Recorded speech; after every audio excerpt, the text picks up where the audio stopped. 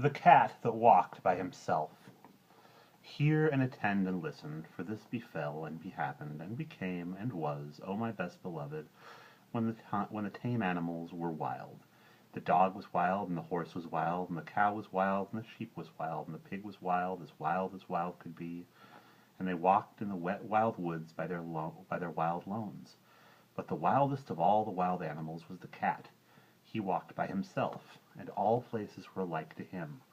Of course the man was wild too. He was dreadfully wild. He didn't even begin to be tame till he met the woman, and she told him that she did not like living in his wild ways. She picked out a nice dry cave instead of a heap of wet leaves to lie down in, and she strewed clean sand on the floor, and she lit a nice fire of wood at the back of the cave, and she hung a dried wild horse skin, tail down, across the opening of the cave, and she said, "Wipe your feet, dear, when you come in, and now we'll keep house."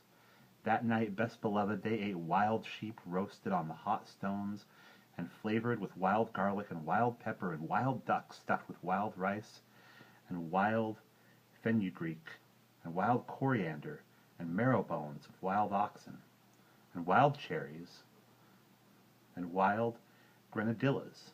Then man went to sleep in front of the fire, ever so happy. But the woman sat up, combing her hair. She took the bone of the shoulder of mutton, a big flat blade bone, and she looked at the wonderful marks on it, and she threw more wood on the fire, and she made a magic. She made the first singing magic in the world. Out in the wild woods, all the wild animals gathered together where they could see the light of the fire a long way off, and they wondered what it meant. Then Wild Horse stamped with his wild foot and said, "Oh, my friends and my enemies! Why have the man and the woman made that great light in the great cave, and what harm will it do to us?" Wild Dog lifted up his wild nose and smelled the smell of the roast mutton and said, "I will go and see and look and say, for I think it is good. Cat, come with me." "Nenny," said Cat, "I am the cat who walks by himself, and all places are alike to me. I will not come." "Then we can never be friends again," said Wild Dog, and he trotted off to the cave. But when he had gone a little way, the cat said to himself, "All places are alike to me. Why should I not go too, and see and look and come away at my own liking?" So he slipped after Wild Dog softly, very softly, and hid himself where he could hear everything. Then Wild Dog reached the mouth of the cave. He lifted up the dried horse skin with his nose and sniffed the beautiful smell of the roast mutton, and the woman, looking at the blade bone, heard him, and laughed and said, "Here comes the first. Wild thing out of the wild woods, what do you want?" Wild Dog said, "Oh, my enemy, and wife of my enemy, what is this that smells so good in the wild woods?" Then the woman picked up a roasted mutton bone and threw it to Wild Dog and said, "Wild thing out of the wild woods, taste and try." Wild Dog gnawed the bone, and it was more delicious than anything he had ever tasted, and he said, "Oh, my enemy, and wife of my enemy, give me another." The woman said, "Wild thing out of the wild woods, help my man to hunt through the day and guard this cave at night, and I will give you as many roast bones as you need." "Ah," said the cat, listening, "this is a very wise woman, but she is not so wise as I am." Wild Dog crawled into the cave and laid his head on the woman's lap and said, "Oh, my friend and wife of my friend, I will help your man to hunt through the day, and at night I will guard your cave." "Ah," said the cat, listening, "that is a very foolish dog," and he went back through the wet wild wood, waving his wild tail and walking by his wild lone. But he never told anybody. When the man waked up, he said, "What is Wild Dog doing here?" And the woman said, "His name is not Wild Dog any more, but the first friend, because he will be our friend for always and always and always. Take him with you when you go hunting."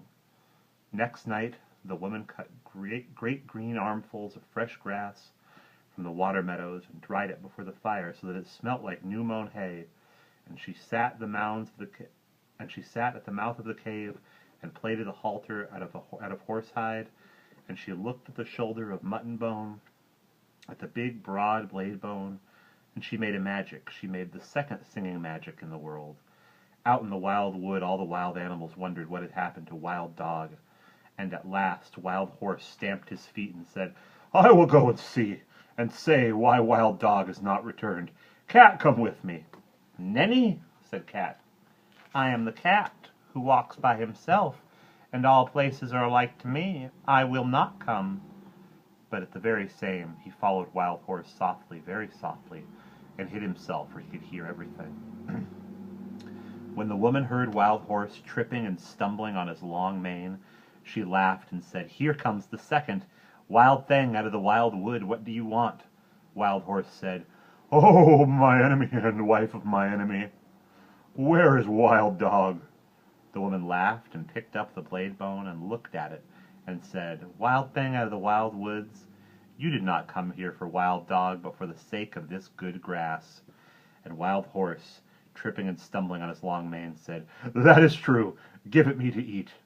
The woman said, "Wild thing out of the wild wood, bend your wild head and wear what I give you, and you shall eat wonderful grass 3 times a day." "Ah," said the cat, listening, "this is a clever woman, but she is not so clever as I am." Wild Horse bent his wild head, and the wild woman slipped the plaited halter over it. And Wild Horse breathed on the woman's feet and said, "Oh, my mistress and wife of my master, I will be your servant for the sake of the wonderful grass." "Ah," said the cat, listening, "that is a very foolish horse." And he went back through the wet wild woods, waving his tail and walking by his wild lone. But he never told anybody.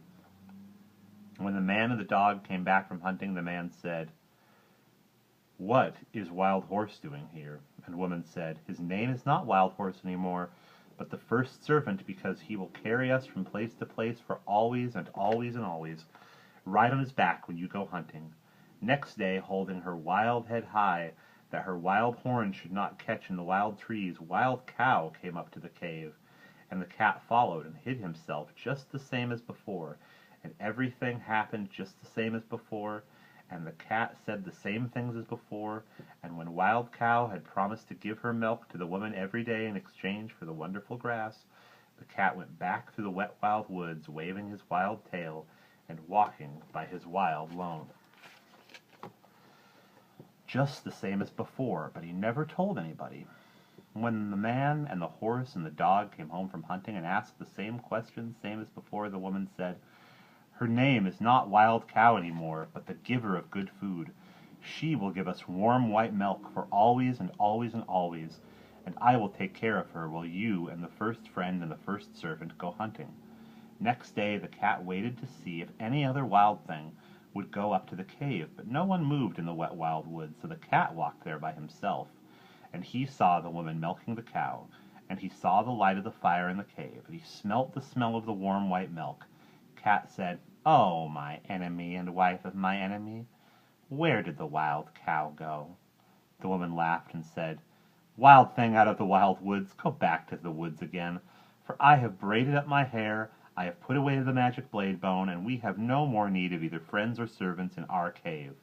Cat said, "I am not a friend. I am not a servant. I am the cat who walks by himself, and I wish to come into your cave." Woman said, "Then why did you not come with the first friend on the first night?" Cat grew very angry and said, "Has Wild Dog told tales of me?" Then the woman laughed and said, "Ha ha ha! You are the cat who walks by himself, and all places are alike to you. You are neither a friend nor a servant. You have said it yourself. Go away and walk by yourself, in all places alike." Then Cat pretended to be sorry and said, "Must I never come into the cave? Must I never sit by the warm fire? Must I never drink the warm white milk? You are very wise and very beautiful. You should not be cruel even to a cat." Woman said, "I know I was wise, but I knew I was wise, but I did not know I was beautiful. So I will make a bargain with you. If ever I say one word in your praise, you may come into the cave. And if you say 2 words in my praise," said the cat. "I never shall," said the woman, "but if I say 2 words in your praise, you may sit by the fire in the cave." "And if you say 3 words," said the cat. "I never shall," said the woman, "but if I say 3 words in your praise, you may drink the warm white milk 3 times a day for always and always and always." Then the cat arched his back and said, "Now let the curtain at the mouth of the cave, and the fire at the back of the cave, and the milk pots that stand beside the fire remember what my enemy and the wife of my enemy has said." And he went away through the wet wild woods, waving his wild tail and walking by his wild lone. That night, when the man and the horse and the dog came home from hunting, the woman did not tell them of the bargain that she had made with the cat, because she was afraid that they might not like it. Cat went far and far away and hid himself in the wet wild woods by his wild lone for a long time, till the woman forgot all about him. Only the bat, the little upside-down bat, that hung inside the cave, knew where Cat hid, and every evening Bat would fly to Cat with news of what was happening.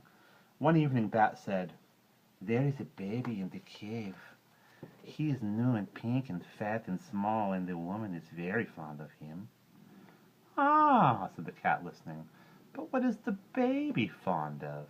"He is fond of things that are soft and tickle," said the bat. "He is fond of warm things to hold in his arms when he goes to sleep. He is fond of being played with. He is fond of all those things." "Ah," said the cat, listening, "then my time has come." Next night Cat walked through the wet wild woods and hid very near the cave till morning time, and man and dog and horse went hunting. The woman was busy cooking that morning, and the baby cried and interrupted, so she carried him outside the cave and gave him a handful of pebbles to play with. But still the baby cried. Then the cat put out his patty paw and patted the baby on the cheek, and it cooed, and the cat rubbed against its fat knees and tickled under its fat chin with his tail, and the baby laughed, and the woman heard him and smiled. Then the bat, the little upside-down bat that hung in the mouth of the cave, said, "Oh, my hostess, and wife of my host, and mother of my host's son, a wild thing from the wild woods is most beautifully playing with your baby." "A blessing on that wild thing, whoever he may be," said the woman, straightening her back, "for I was a busy woman this morning, and he has done me a service." That very minute and second, best beloved, the dried horse-skin curtain that was stretched tail down at the mouth of the cave fell down, whoosh, because it remembered the bargain she had made with the cat. And when the woman went to pick it up, lo and behold, the cat was sitting quite comfy inside the cave. "Oh, enemy and wife of my enemy and mother of my enemy," said the cat, "it is I, for you have spoken a word in my praise, and now I can sit within the cave for always and always and always. But still I am the cat who walks by himself, and all places are alike to me." The woman was very angry and shut her lips tight and took up her spinning wheel and began to spin. But the baby cried because Cat had gone away, and the woman could not hutch it, for it struggled and kicked and grew black in the face. "Oh, enemy and wife of my enemy and mother of my enemy," said the cat, "take a strand of the thread that you are spinning and tie it to your spinning whorl and drag it along the floor, and I will show you a magic that shall make your baby laugh as loudly as he is now crying."